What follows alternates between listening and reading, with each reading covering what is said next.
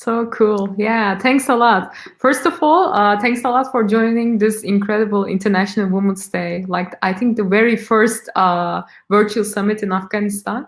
I'm super glad to be in here because, like, if it couldn't be an online event, then I couldn't just join you, unfortunately, as an in-person because of the like pandemic. But right now I'm so happy for tuning in right now. And today I'm gonna talk about like one of the trending topic for us, because in Women Tech Makers we have different programs and we have different campaigns, and women's online safety is one of them.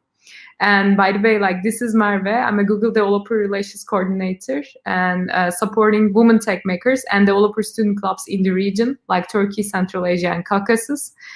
And I have so many things to say to you, but I know that like I have some limited time, so I will try to make it fast and hope you learn some stuffs and you can use it for your life.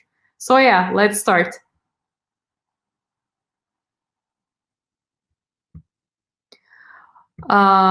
First of all, according to Jigsaw, women are 27 times more likely to experience online violence than men. And 50% of women impacted by online violence fear of their physical safety as well. We launched the Women's Online Safety Program in February, like last year, as a key commitment from Google to contribute to women thriving online. We know that women won't be online if they're not safe online. We hosted Train the Trainer and 90 minutes online safety training and hackathons for women and allies across the globe. And also, like, this program, Women's Online Safety Program, consists of 3 components. And we are committed to building a tech industry where all women can thrive in the technology. As you know, that we want to see like the women thriving in the tech, but unfortunately, if they are not safe online, we cannot make it happen. So that's why we need to be sure about that. They're all safe online. And under this program, we have 3 steps. And one of them is Women's Online Safety Trainings. And the other one is Women's Online Safety Train the Trainer.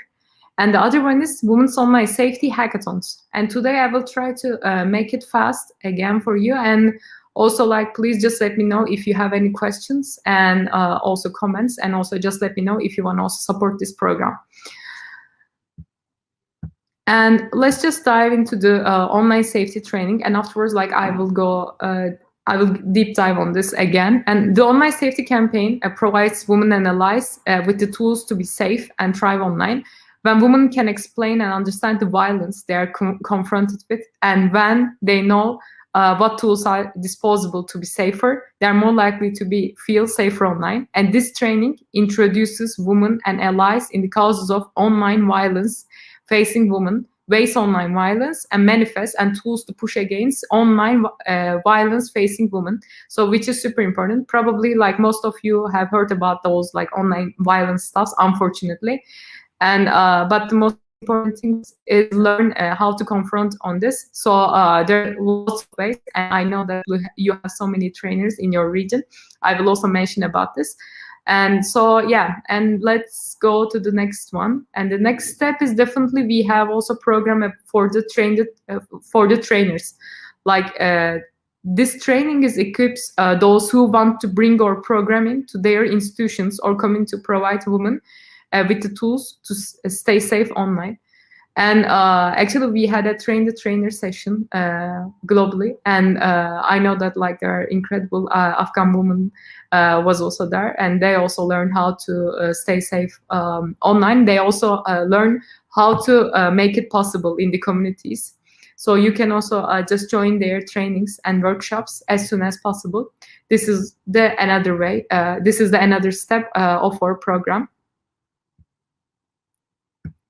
And the next one is Women's Online Safety Hackathon. And the Women's Online Safety Hackathon invites women to create technical solutions to the problem of violence against women online. Each hackathon will focus on a localized problem statement, and participants will be tasked with scoping and pitching a product solution. And our goal is to create innovative product solutions and identify a winning idea per hackathon region. And yeah, we have so many goals about this. You can just take a look at the women's safety hackathon.com for just checking the associated links under this. And also, like, I want to mention that, like, we had a women's online safety hackathon before, like the last year.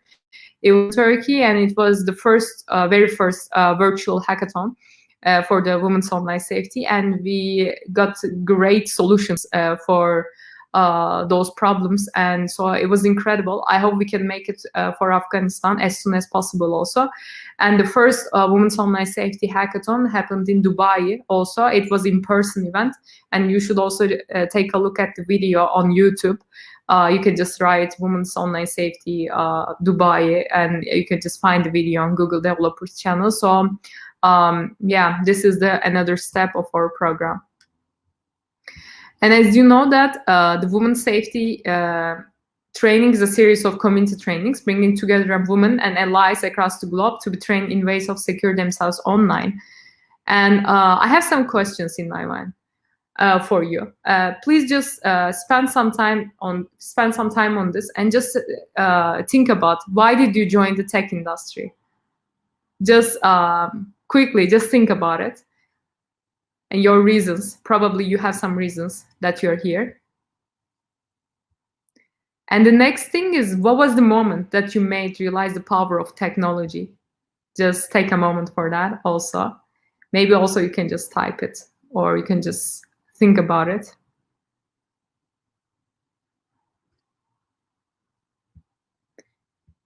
And the other question for you is, you need to think about it. When was a moment when you experienced being unsafe online or witnessed online violence against someone?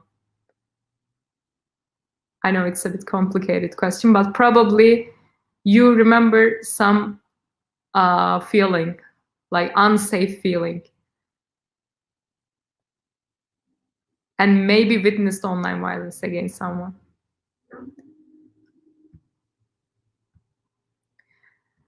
And also, why is women's safety online is important to you? These are the questions, like, and the last question is kind of, yeah, why it's important.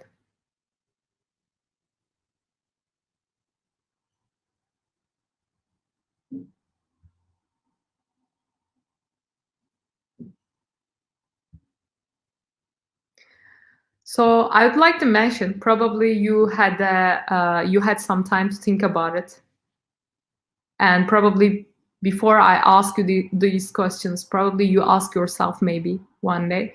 But this is the time for you, just thinking about the status of women's safety online and how can we solve those problems.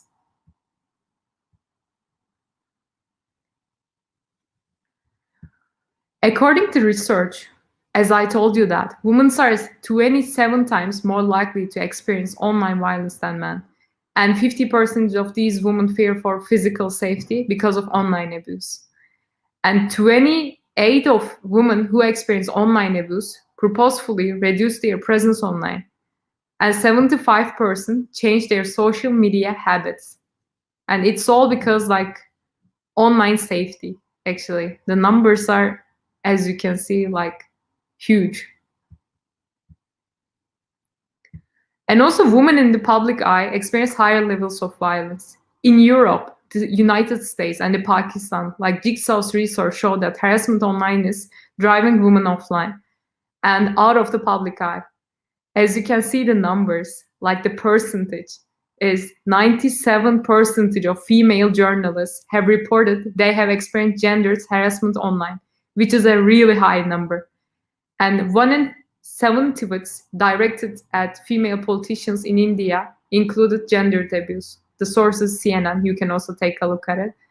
And the security and harassment are two of the biggest barriers of women coming online. So the question is, like, what are some ways which you have witnessed women's online safety being threatened online? You can also just think about it. And this is a great question for you also. Like, and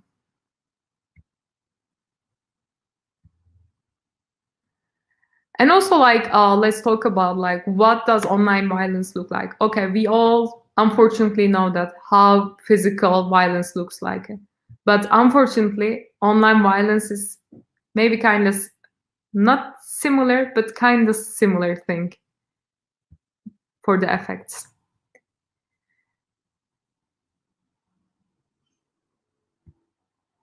Actually, violence against women doesn't happen in a vacuum. And Jigsaw has interviewed many women who have been the victim of online violence to develop a framework of how it happens. And the violence against women occurs in an ecosystem. Obviously, there is an individual impacted by violence, and there is the perpetrator and the person who is using the internet as a tool to harm or harass another person. And this is amplified by followers who amplify the instigator. And there is an entire support network that empowers these women to manage their harassment. And this includes the professional networks like colleagues, employers, professional network of friends, family, community of other women, and media platforms. And then there are managers who help with taking actions to manage harassment. This includes a legal aid, police, platforms, and NGOs that act as advocates. Finally, there are silent bystanders who view this and neither amplify or aid, but remain passive observers of the situation. And when we think about the harassment, we generally think only about the experience of the target. This diagram based off Jigsaw's research and illustrates the parallel user journeys of harassment. Each step of this diagram represents a point of potential technical intervention. And what we overlook is that both of the perpetrator and target exist in an ecosystem and have a network of supporters.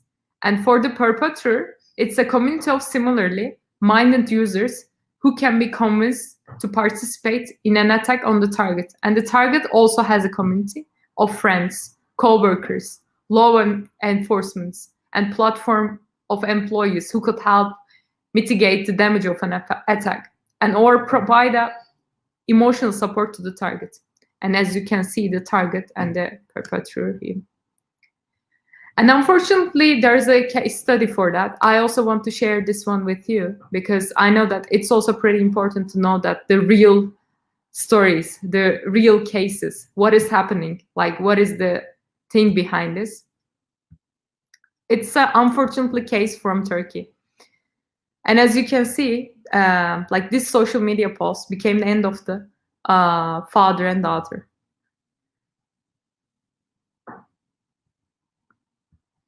And the thing is, I don't know how to say, it's super hard to mention that. But despite arguing with her father on the weekend, her name is Rana, she was shot by her father on the sofa bed because of the post, the social media post that she shared, like, this is the reason of that. And like, as you can see from the case study, brother of the perpetrator, Olcay Günlü, made a statement in front of the morgue when he was admitted to funerals. And he stated that his brother had been his daughter before. He had the psychological problems after he got out of prison and he couldn't recover. And he was also angry about some of his daughter's actions and attitudes. And his daughter was coming to his house every weekend. He was angry with her photos on her social media. And he was mad about her style, he said. Like, I don't know, like, it's not something right. Like,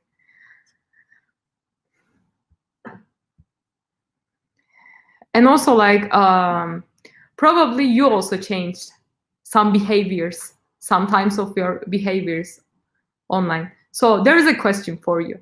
What are ways in which you have changed your behavior, or some examples of ways in which you engage online already to ensure you are more safe online? Just think about it. Probably you also changed some stuffs, unfortunately. And I will quickly give you some tips.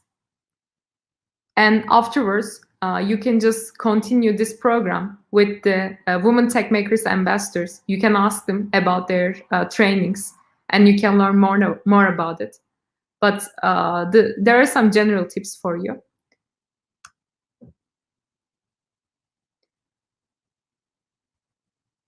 Actually, like the first one is definitely like you can control what people can see. So you can just make your profiles private, other than using it public. It's just one way for this, for the Twitter, Instagram, Facebook, whatever.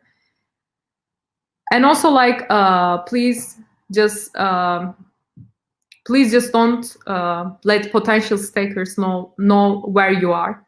Don't share your location data with everyone. And also, please just use the report button. You know, there is a report button there. And this is all for you. This is all for your online safety. And you can also block the harassers. And definitely, you can also make some lists and place people on restricted lists. It's also one of the other idea for you. And definitely, also, we have some services. So you can just use those services for that. So if you have reason to, you may target for doxing and consider paying for a service such as PrivacyDoc or Delete Me. Just take a look at those platforms. And the other one is like check your email account hasn't been involved in the data branch. It's also important. There's a website for you, so you can take a look at this one also. And the next step is you can just use a VPN, which is a virtual private network, and you can encrypt all your online activity in order to protect yourself from hackers. And VPNs work by tunneling your internet data through third-party server, keeping your IP address and real location from being exposed.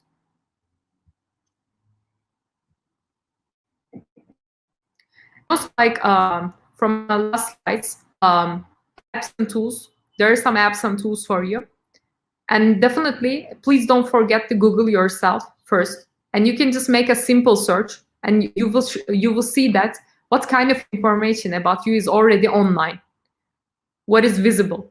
And if that includes data, can be used to identify you. See if you have taken it down. Social media profiles also have privacy settings, as I told you. And also that can be easily reset. And many websites, such as the white pages, give you the option to opt in out. So just don't forget to make this. And also you can use Blog Together app. You can just take a look at this app. And if there is a follower like who has under 15 followers, for example, then it's just blocking it because it might be a stalker or just a fake account. And it's the most helpful when you're being attacked by an army of trolls or something like that. And the last one is definitely takesafety.org. And this app explores 6 categories: harassment, impersonation, cell phone safety, device safety, location safety, and online safety. So just take a look at takesafety.org. It's also important for you. And please don't forget that it's not your fault. So don't hesitate to block, report those people. And also, please just join Women Tech Makers communities and their also online safety events and the trainings, and train the trainings. Because afterwards, you will learn that it's really not your fault. It's something, unfortunately, like who is doing this, like it's their fault. So you just need to find who is doing this, and afterwards you can just report it. You know your power, and I believe you're all gonna be super successful in tech if you can do those small steps. And thanks a lot.